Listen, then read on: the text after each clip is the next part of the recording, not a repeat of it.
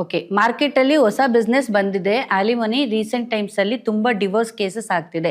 ಹೆಣ್ಮಕ್ಳು ಅರ್ನ್ ಮಾಡ್ತಿರೋದು, ಇಂಡಿಪೆಂಡೆಂಟ್ ಆಗಿರೋದು ಇದಕ್ಕೆ ರೀಸನಾ? ಅಲ್ವೇ ಅಲ್ಲ.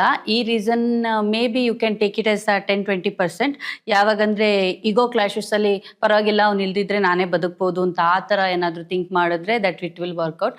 ಬಿಫೋರ್ ಏನಂತ ಹೇಳಿದ್ರೆ 2 ಫ್ಯಾಮಿಲೀಸ್ಗಳು ಎಲ್ಲ ಒಟ್ಟಾದಾಗ ಅಕಸ್ಮಾತ್ ಡಿವೋರ್ಸ್ ಮಾಡಿದ್ರೆ ಎಲ್ಲಿ ಏನಾದರೂ ಮಾತಾಡ್ಕೋತಾರೆ, ಇಲ್ಲ ನಾನು ಅಡ್ಜಸ್ಟ್ ಒಂದು ಲೈಫ್ನ ಲೀಡ್ ಮಾಡ್ತೀನಿ ಅಂತ ಆ ಥರ ನಮ್ಮ ಪೇರೆಂಟ್ಸ್ ಎಲ್ಲ ಹೇಳ್ತಾಯಿದ್ರು. ಸೊ ಅದಕ್ಕೋಸ್ಕರ ಡಿವೋರ್ಸ್ ರೇಟ್ ತುಂಬ ಕಮ್ಮಿ. ಈಗೇನಂತ ಹೇಳಿದ್ರೆ ಹುಡುಗ ನೋಡ್ಕೊಳ್ಳಿಲ್ದಿದ್ರು I can get it done. ಆಮೇಲೆ ಕೆಲವೊಂದು ಇಷ್ಟ ಕಷ್ಟಗಳು ತುಂಬ ಅದ್ರ ಬಗ್ಗೆ ಕಾನ್ಸಂಟ್ರೇಟ್ ಮಾಡ್ತಾರೆ.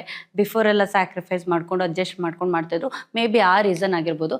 ಬಟ್ ಇಂಡಿಪೆಂಡೆಂಟ್ ಅನ್ನೋದು usually I can take only 10-20% ಅಷ್ಟೇ, ನಾಟ್ ಮೋರ್ ದ್ಯಾನ್ ದಟ್. ನಿಮಗೊಬ್ಬ ಪರ್ಸನ್ಸ್ ಜೊತೆ ಏನಂತ ಹೇಳಿದ್ರೆ ಜೊತೆಗಿದ್ದಾಗ ಆ ಕ್ಲೋಸ್ನೆಸ್ ಇಲ್ಲ ಅಂತ ಹೇಳಿದ್ರೆ, ಆ ಬಾಂಡಿಂಗ್ ಇಲ್ಲ ಅಂತ ಹೇಳಿದ್ರೆ you can't leave even not for a day also.